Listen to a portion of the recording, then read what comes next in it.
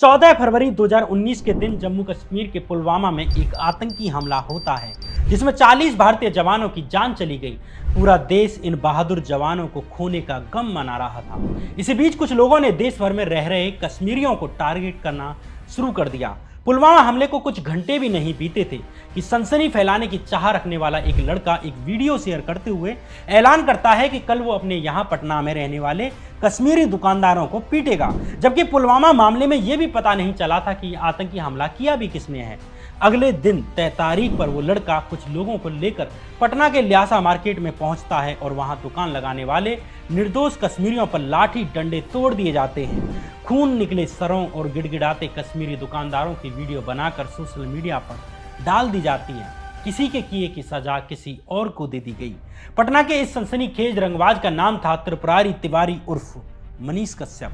निर्दोष कश्मीरियों पर लाठियां तोड़ने वाले मनीष कश्यप को इस मामले में जेल की सजा भी हुई, लेकिन इस मामले ने उसे वो दे दिया जो वो शहीदों के दुख और शोक के माहौल से पाना चाहता था। वो चीज थी सुर्खियां।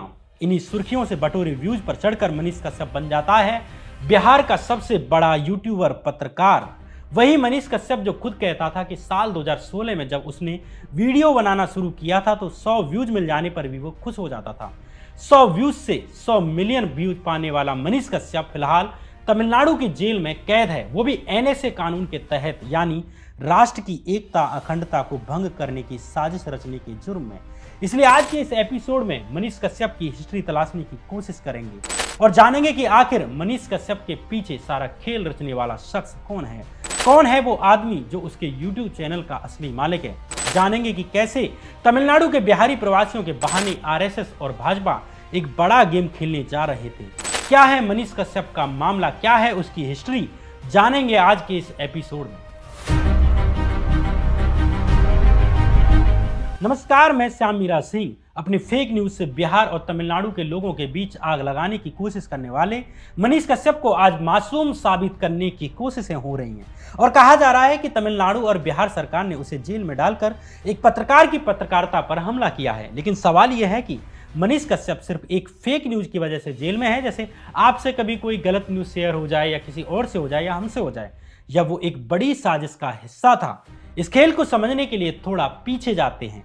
साल 2019 में पुलवामा हमले के बाद लोकप्रियता के घोड़े पर सवार हो चुके मनीष कश्यप को लगा कि अब वो वक्त आ गया है कि वो अपने बचपन के सपने को पूरा करे। वो सपना था राजनीति का। मनीष कश्यप की मां भी एक वीडियो में बताती हैं कि मनीष कश्यप को बचपन से ही राजनीति में आने का दिल था। इसलिए पुलवामा हमले से मिली लोकप्रियता को साल भी नहीं बीता कि मनीष कश्यप साल 2020 में ही बिहार विधानसभा चुनाव में अपनी किस्मत आजमाने के लिए कूद जाता है। लेकिन चूंकि उस वक्त वो उतना बड़ा नाम नहीं था जितना कि आज था, इसलिए किसी पार्टी से टिकट नहीं मिली। इसलिए निर्दलीय ही चंपारण जिले की चनपटिया विधानसभा से चुनाव लड़ने के लिए खड़ा हो जाता है। लेकिन इस चुनाव में मनीष कश्यप को मात्र 9,239 वोट ही मिलते हैं। चुनाव हारने के बाद अब मनीष कश्यप यूट्यूब की दुनिया में दोबारा उतर जाता है। यहाँ दोबारा कहने के पीछे एक कहानी है। दोबारा मतलब मनीष कश्यप के यूट्यूब पर आने की शुरुआत थोड़े और पीछे जाती है, जब वो पहली बार वायरल होने के खेल में आता है। उस कहानी में छुपे हुए हैं कुछ राज जिनमें छुपी हुई है मनीष कश्यप की हिस्ट्री। दरअसल मनीष कश्यप बचपन से ही राजनीति में आना चाहता था और राजनीति के लिए चाहिए थी सुर्खियां। इसलिए मनीष कश्यप उस एक भी मौके को नहीं छोड़ता था जो जहां से उसे सुर्खियां बटोरी जा सकती थी। यही कारण है कि जब पूरा देश पुलवामा हमले से शॉक्ड था और किसी को नहीं पता था कि यह हमला किसने किया है, क्यों किया है और किसने करवाया है। हालांकि बाद में एनआईए ने अपनी जांच में इस हमले के लिए पाकिस्तान के आतंकी संगठन जैश ए मोहम्मद को जिम्मेदार माना।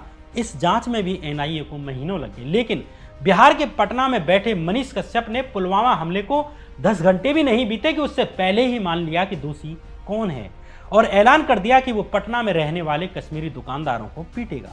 जब पूरे देश को अपने बहादुर जवानों की शहादत को याद करना था और उनके परिवारों की चिंता करनी थी, उस बेहद नाजुक वक्त में मनीष कश्यप की चाह थी कि वो आकर्षण का केंद्र बने, लोग उसे देखें, उसे सुर्खियां मिलें। इसलिए उसने सनसनी फैलाने के लिए अगले ही दिन पटना में दुकान लगाने वाले कश्मीरी दुकानदारों को लाठियों और डंडों से पीटना शुरू कर दिया।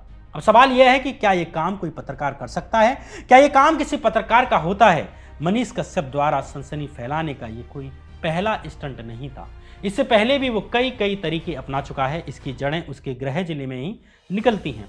मनीष कश्यप बिहार के पश्चिमी चंपारण जिले का रहने वाला है और चंपारण वही जगह है जहां से महात्मा गांधी ने साल 1917 में पहली बार अंग्रेजों के खिलाफ अपने सत्याग्रह की शुरुआत की थी। साल 2017 में गांधी के चंपारण सत्याग्रह के 100 साल पूरे होने को थे, लेकिन उससे पहले ही साल 2016 में गांधी का नाम चंपारण के अखबारों में एक बार फिर छपा। इस बार इसलिए कि चंपारण के एक लड़के ने गांधी को गाली देने वाला सनसनीखेज वीडियो बनाया था। यह लड़का कोई और नहीं बल्कि मनीष कश्यप ही था। अपनी इस वीडियो में मनीष कश्यप कहता है कि गांधी की मौत पर हम जश्न मनाते हैं। इसी वीडियो में मनीष कश्यप के साथ वाला लड़का मुस्लिमों को लेकर एक बेहद आपत्तिजनक बातें करने लगता है।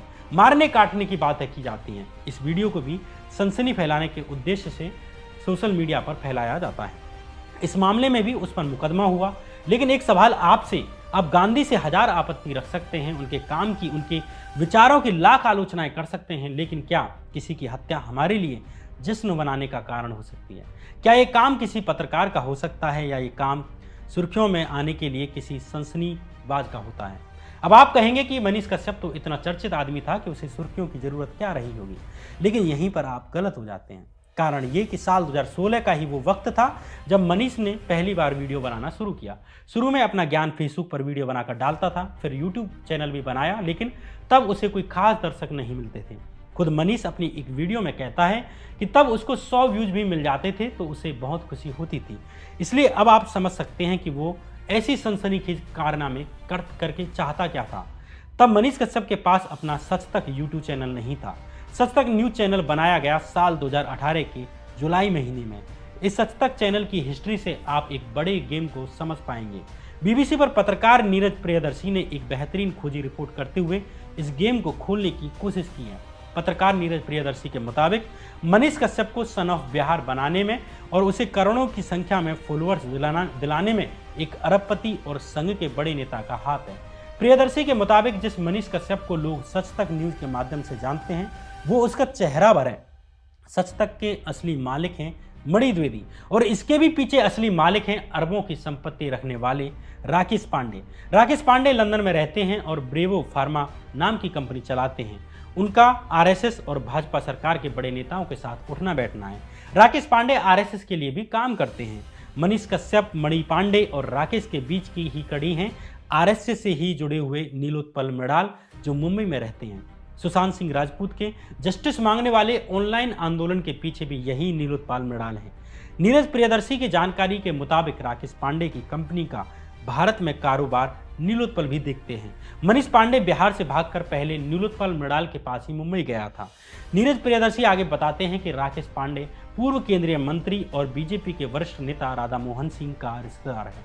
मतलब मोटा माटी मनीष कश्यप और सच तक के पीछे भाजपा और आरएसएस से जुड़े लोगों का पैसा है। अब लौटते हैं साल 2022 के अगस्त महीने पर। अब तक बिहार में नीतीश के साथ भाजपा की सरकार थी, लेकिन अगस्त 2022 में नीतीश कुमार लालू प्रसाद यादव और तेजस्वी यादव की पार्टी आरजेडी के साथ चले गए और सरकार बना ली। इस तरह भाजपा बिहार की सत्ता से बाहर हो जाती है। चूंकि 2024 में लोकसभा चुनाव होने जा रहे हैं, इसलिए बिहार में वापस लौटना भाजपा के लिए बेहद जरूरी है। इसलिए भाजपा की मशीनरी इस काम में लगी हुई है कि कैसे भी जनता में तेजस्वी यादव और नीतीश की सरकार के प्रति विश्वास में कमी लाई जाए। उधर तमिलनाडु में भी चुनाव होने जा रहे हैं और भाजपा वहां एकदम कमजोर है। इधर बिहार में भाजपा सत्ता से बाहर हो चुकी है। तमिलनाडु के सीएम स्टालिन और इधर नीतीश और तेजस्वी यादव भी नजदीकियां बढ़ा रहे थे ताकि लोकसभा चुनाव में भाजपा के खिलाफ एक मजबूत विपक्ष बनाकर लड़ा जा सके। अगर विपक्ष एक साथ आ जाए तो भाजपा के लिए मुश्किलें हो जानी थी। इस बीच मनीष कश्यप ने एक सनसनीखेज खबर चलाई कि तमिलनाडु में बिहारी प्रवासी मजदूरों के साथ मारपीट की जा रही है। ये मामला तेजी से सोशल मीडिया पर वायरल होने लगा। भाजपा के नेता और भाजपा की पूरी आईटी सेल अब ये साबित करने लग गई कि बिहारी मजदूरों को हिंदी बोलने के कारण तमिलनाडु में पीटा जा रहा है और बिहार सरकार कुछ भी नहीं कर रही। ये मामला ऐसा था कि बिहार और हिंदी बोलने वाले बाकी राज्यों को सच में ऐसा लगे कि हाँ ऐसा हुआ होगा। ऐसा इसलिए कि जिस तरह बिहार में बिहारी अस्मिता चलती है, वैसे ही तमिलनाडु में भी तमिल अस्मिता एक संवेदनशील मामला है। उन्हें लगता है कि हिंदी थोपकर उनकी भाषा को खत्म किया जा रहा है, इसलिए वहाँ अक्सर हिंदी का विरोध होता रहा है और इसी परसेप्शन का फायदा उठाने की कोशिश की भाजपा की दुष्प्रचार मशीनरी ने। मनीष कश्यप ने और मनीष कश्यप के पीछे खड़ी ताकतों ने। मनीष कश्यप द्वारा जब ये मुद्दा उठाया गया कि और यह बनाया गया कि तमिलनाडु में हिंदी बोलने वाले बिहारी प्रवासियों को मारा पीटा जा रहा है, तो भाजपा नेताओं से लेकर टीवी मीडिया तक सब एक साथ हो गए, एक सुर में कहने लगे कि इधर तमिलनाडु में प्रवासी बिहारी मजदूरों को पीटा जा रहा है और इधर बिहार सरकार तमिलनाडु के सीएम से रिश्ते निभा रही है। इस बीच बहुत सी फेक वीडियो और न्यूज़ वायरल की गई कि बिहार के मजदूर तमिलनाडु में पीटे जा रहे हैं, उनकी हत्याएं की जा रही हैं, वे वापस बिहार आ रहे हैं। एक बार को लगा कि इसका बिहार सरकार पर भी भारी असर पड़ सकता है, लेकिन जल्द ही ये वीडियो और खबरें फेक निकलने लगी। साथ ही मनीष कश्यप की वीडियो की भी पोल खुल गई। ये वीडियो असल में हुई ही नहीं थी, इसे बिहार में बैठकर ही स्क्रिप्टेड तरीके से शूट किया गया था, यानी घर पर बैठकर ही फेक वीडियो बनाई गई और आरोप लगा कि मनीष कश्यप ने पटना के बंगाली टोला के लोगों से एक्टिंग करवाई है और उन्हें तमिलनाडु में पीड़ित बिहारी मजदूर दिखाया है। इसके अलावा छोटे मोटे यूट्यूब चैनल वालों को बिहारी माइग्रेंट का रोल करवाकर खबर को मजबूती के साथ इस्टेब्लिश कर दिया। लेकिन अब चूंकि पोल खुल गई, इसलिए गिरफ्तारी के डर से मनीष कश्यप अंडरग्राउंड हो जाता है और फिर नाटकीय तरीके से एक दिन पुलिस थाने में सरेंडर करने पहुंच जाता है। लेकिन उससे पहले भावुकता का खेल भी खेला, अपनी मां के साथ वीडियो बनाया, अपनी बेगुनाही के तर्क दिए, भगवा कपड़े में फोटो डाली, लोगों से साथ देने का आह्वान किया, तेजस्वी यादव को धमकियां दी, आदि इत्यादि। लेकिन ये सब ज्यादा काम नहीं आया। बिहार में मनीष की गिरफ्तारी हुई, पूछताछ हुई और इस बीच मनीष कश्यप के द्वारा कुछ पैसों की गड़बड़ झाले की भी बात सामने आई। आरोप है कि मनीष ने साल 2021 और 22 में अपनी कंपनी को 6 लाख रुपए के घाटे में दिखाया, जबकि उसने अपने पार्टनर के साथ मिलकर कंपनी के खाते में 42 लाख रुपए निकाले। खातों की जांच में एक और दिलचस्प बात सामने आई। बिहार पुलिस की आर्थिक अपराध शाखा के मुताबिक मनीष कश्यप अपने स्टाफ को 8 से 12 हजार रुपए की सैलरी देता है, लेकिन उनके स्टाफ के खातों में 10-12 लाख का ट्रांजैक्शन देखा गया। मतलब कहीं से ब्लैक मनी लिया जा रहा है, ऐसा बिहार पुलिस के द्वारा शक किया गया और ये मनी लॉन्ड्रिंग के तहत एक अपराध में आता है। सवाल यह है कि ब्लैक मनी अगर लिया जा रहा था तो वो कहां से लिया जा रहा था। इस कहानी से एक लाजिम सा सवाल ये भी उठ रहा है कि बिहारी प्रवासियों को लेकर scripted fake news Manish Kashyap ने अकेले चलाई या इसके पीछे कोई और भी था। भाजपा और टीवी मीडिया अचानक से इस मुद्दे को उठाने क्यों लग गए थे। एक सवाल यह भी उठ रहा है कि क्या मनीष कश्यप ने इतनी बड़ी साजिश अकेले ही रची या इसमें उनके चैनल के मालिक और भाजपा के करीबी राकेश पांडे का भी हाथ था। आप जरा सोचकर देखिए कि मनीष कश्यप ने तमिलनाडु को लेकर ये फेक न्यूज क्यों फैलाई होगी। क्या ऐसे ही अचानक एक दिन माउंटेन ड्यू पीकर उसके मन में आ गया होगा कि आज कुछ तूफानी करते हैं। शायद इतना आसान तो नहीं रहा होगा। उसने पूरी तैयारी की होगी, प्लॉट बनाया होगा, स्क्रिप्ट रची होगी, एक्टिंग के लिए लोग हायर किए होंगे, पैसे दिए होंगे, सब विधि विधान से हुआ होगा। अब ये तो नहीं हो सकता कि उसने अपने वीडियो वायरल करवाने के लिए ऐसा किया होगा, क्योंकि वो तो पहले से ही लोकप्रिय था। तो क्या फिर उसका कोई राजनीतिक कारण रहा होगा? क्या किसी ने उसे मोहरा बनाकर ये काम करवाया होगा? आखिर इनका इसमें फायदा क्या था? वे इस मुद्दे को किसके कहने पर उठा रहे थे? इस पर बीबीसी से जुड़े पत्रकार नीरज प्रियदर्शी कहते हैं कि बिहार में बीजेपी सरकार से बाहर हो चुकी है और आरजेडी के नीतीश के साथ आने से बीजेपी के लिए चुनौतियां बढ़ गई हैं। तो इन दोनों राज्यों में अपने हिंदुत्व के एजेंडे के प्रचार के लिए बीजेपी और आरएसएस ने पूरे षड्यंत्र को रचा ताकि माहौल को अस्थिर बनाया जा सके और राज्य सरकारों को बदनाम किया जा सके। यह अनुमान पत्रकार नीरज प्रियदर्शी का है, मेरा नहीं है। जांच में तथ्य सामने आने पर ही ये बात साबित होगी। इसलिए अभी ये कहना मुमकिन नहीं है कि मनीष कश्यप के पीछे आरएसएस या बीजेपी का हाथ है या नहीं, उनके मालिक का हाथ है या नहीं। हालांकि मनीष कश्यप संघ के कार्यक्रमों में जाता रहता है और संघ और बीजेपी से करीबी साबित करने वाली उसकी कई तस्वीरें पब्लिक डोमेन में हैं। फिलहाल दो राज्यों के बीच एक बड़ी साजिश रचने वाले मनीष कश्यप को तमिलनाडु पुलिस अपने यहाँ ले गई और एनएसए कानून यानी नेशनल सिक्योरिटी एक्ट लगा दिया, यानी राष्ट्रीय सुरक्षा कानून, यानी रासुका शॉर्ट में कहें तो। जैसा कि नाम से जाहिर है, राष्ट्रीय सुरक्षा के लिए खतरे वाला कोई काम होता है तो ये एक्ट लगाया जाता है। इस कानून में ऐसे ऐसे प्रावधान हैं कि बिना चार्जशीट दायर किए ही आरोपी को साल भर जेल में रखा जा सकता है। बिहार और तमिलनाडु में एक बेहद संवेदनशील विवाद पैदा करके मनीष कश्यप ने इतना बड़ा अपराध किया है या नहीं, ये आप अपने अपने तर्क के आधार पर तय कर सकते हैं या कानून तय करेगा, और नीचे कमेंट बॉक्स में आप बता सकते हैं। हालांकि तमिलनाडु वाले मामले से पहले भी मनीष कश्यप पर कई केस दर्ज हैं। एक आध राउंड वो जेल में भी चक्कर लगा के आ चुका है। महात्मा गांधी को गाली देने वाला केस मैंने आपको बताया, बीबीसी की रिपोर्ट के मुताबिक साल 2018 में भी बेतिया में अस्पताल परिसर में रखी एक किंग एडवर्ड की मूर्ति को भी मनीष ने तोड़ डाला था, जिसके बाद उसकी गिरफ्तारी हुई थी। ये कथित पत्रकार फिर भी नहीं सुधरा। फिर साल 2019 में पुलवामा हमले के बाद पटना में शॉल बेचने वाले कश्मीरियों से मारपीट की, उनका सामान फेंक दिया। इस मामले में भी मनीष कश्यप को जेल भेजा गया। फिर साल 2021 में उसने बैंक में एक मैनेजर को पीट डाला, उस बैंक मैनेजर की मारपीट कर डाली। इस मामले में भी केस दर्ज हुआ। मनीष कश्यप ने गिरफ्तारी से बचने के लिए हाईकोर्ट में अपील की, लेकिन कोर्ट ने उसकी अग्रिम जमानत अर्जी मंजूर नहीं की। कहने का मतलब यह है कि आपराधिक काम करना और जेल जाना मनीष कश्यप की आदत सी बन चुकी है। वैसे में उसे एक सातिर राजनीतिक मोहरा कहा जाए या पत्रकार, ये तो आप ही तय करिए। फिलहाल ये कहानी यहीं तक। मनीष कश्यप की पत्रकारिता को लेकर आप क्या कहते हैं, ये बात कमेंट बॉक्स में ज़रूर बता दीजिए। और अगर आपने ये वीडियो या ये चैनल अगर अभी तक सब्सक्राइब नहीं किया है, वीडियो लाइक नहीं की है, तो लाइक कर दीजिए। अगली वीडियो लेकर फिर हाजिर होऊंगा।